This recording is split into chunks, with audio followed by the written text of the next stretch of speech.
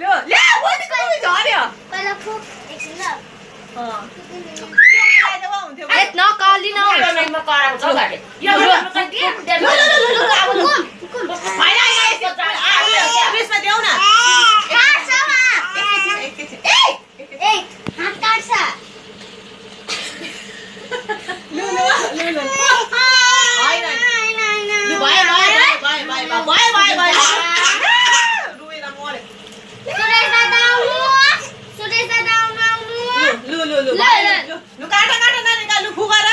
Happy birthday to